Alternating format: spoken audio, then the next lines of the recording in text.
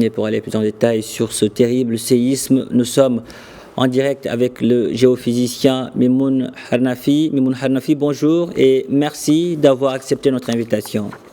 Bonjour et merci de m'avoir invité pour contribuer à cette explication. Alors, sur le mécanisme d'un tremblement de terre, c'est ce que nous allons parler, c'est ce dont nous allons parler. Pourquoi des séismes se déclenchent-ils et quelles en sont les premières causes? Vous savez que l'écorce terrestre il est soumis à plusieurs contraintes. Vous savez que les plaques tectoniques bougent et se déplacent, ils vont à gauche, à droite. Donc, elles bougent, c'est comme des grands bateaux qui flottent sur du magma, sur des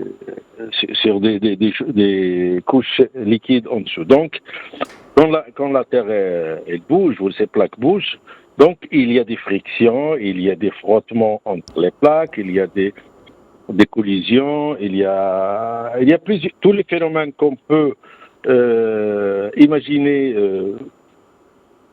qui peut se passer entre deux plaques qui sont soumises à des contraintes de pression, de plein de choses. Et donc c'est normal. Ces séismes, c'est une sorte de libération de l'énergie qui s'accumule lors de la compression qui existe entre des plaques. Et cette énergie, en général, elle est libérée le long des failles. Il y a certaines failles, c'est des accidents, si vous voulez, quand il y a de la compression très importante d'un côté comme de l'autre, des deux côtés de la faille. À un certain moment, la roche souterraine, qui est profonde, bien sûr, craque et se manifeste comme une explosion, et c'est ça le séisme. Donc c'est ça donc le tremblement de terre. Alors, souvent, quand il y a tremblement de terre, il y a des mots qui reviennent, des expressions qui ne sont pas du tout simples pour le citoyen lambda. Par exemple, il y a le mot épicentre et foyer, qui reviennent souvent. Quelle est la différence, justement, entre l'épicentre et le foyer? Entre l'épicentre et le foyer. Et parce que j'ai pas entendu le foyer. Le foyer. Bon, vous savez, quand il y a un craquement de la roche, il y a deux points. L'endroit où il y a eu le craquement, c'est en général très profond, et le point qui lui correspond en surface de la Terre. Donc, il y a l'épicentre. Donc c'est, si vous voulez, c'est l'endroit projeté sur la Terre qui correspond à l'endroit qui est profond en profondeur. Donc il y a le foyer, comme vous l'appelez le foyer, donc c'est l'endroit où il y a eu le craquement. Et c'est en général très profond. D'accord. Et l'épicentre, c'est en général, c'est ce qui lui correspond en surface. Excellent. Alors, Mimoun Harnafi, pourquoi ne peut-on pas prévoir l'imminence d'un séisme majeur? C'est une question aussi qui revient souvent. Prévoir, oui. Ça serait très très beau de construire des appareils qui vont vous dire quelque chose qui n'a pas eu lieu. Parce que logiquement parlant ou physiquement parlant, un appareil, quel qu'il soit, la personne qui l'a fabriqué ne peut pas enregistrer quelque chose qui n'a pas eu lieu. Donc on ne pourra jamais prévoir exactement l'endroit et la puissance d'un tremblement de terre. Donc c'est impossible. Jusqu'à présent, la science, ce que la science peut faire, c'est que donner des catalogues des endroits qui sont susceptibles de subir un tremblement de terre. Et ça, on sait faire ça.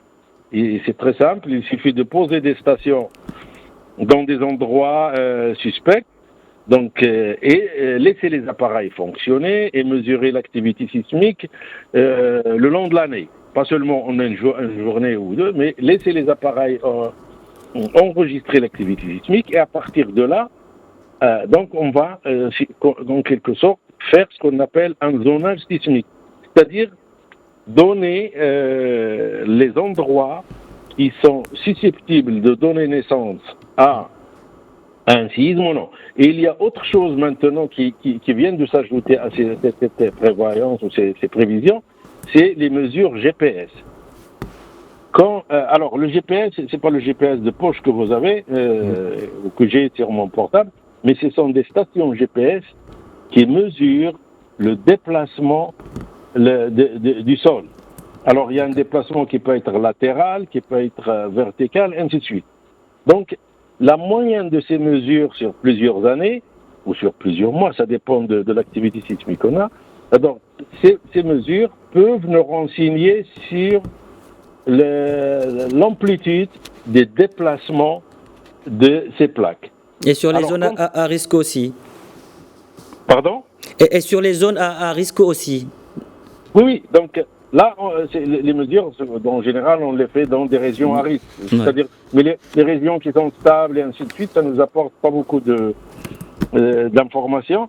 Donc, les régions qui bougent, qui se déplacent et ainsi de suite, et s'ils sont contrôlés correctement par le GPS, on peut évaluer où est le sens de mouvement, c'est-à-dire par où les plaques se sont en train de se déplacer et où ils vont, et quel est aussi le déplacement, par exemple, annuel. Par exemple, on sait que dans le nord du Maroc, certaines régions, on tourne autour de 7-8 mm par an. Alors, ces déplacements cumulés sur plusieurs années, vous savez, par exemple, si on prend une mesure sur 10 ans, on peut savoir que sur 10 ans, et si c'est 8 mm par an, donc on a déjà 8 cm sur 10 ans, et 8 cm, ça fait beaucoup. Et ces 8 cm, où est-ce qu'ils vont? Ils vont vers la compression de la roche.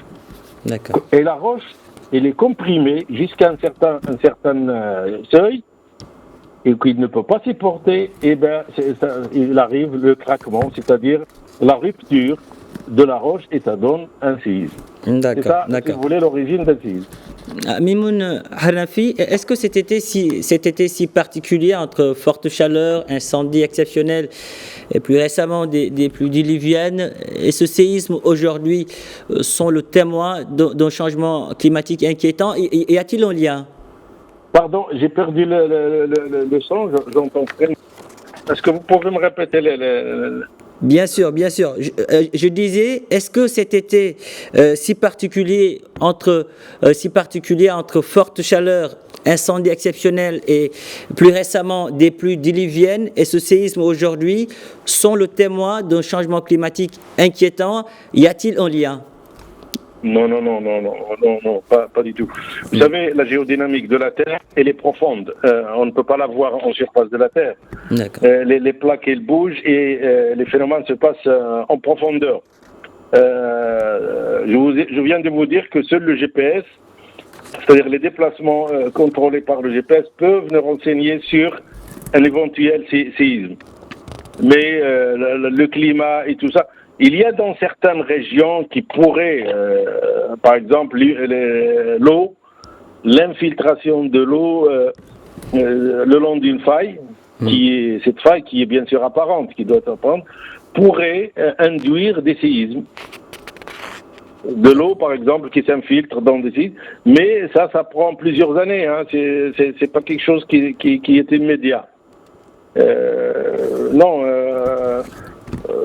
Ça n'a rien à voir ce qui s'est passé aujourd'hui avec le changement climatique. Il n'y a pas de lien, vous l'avez dit. En tout cas, merci Mimoun Hanafi.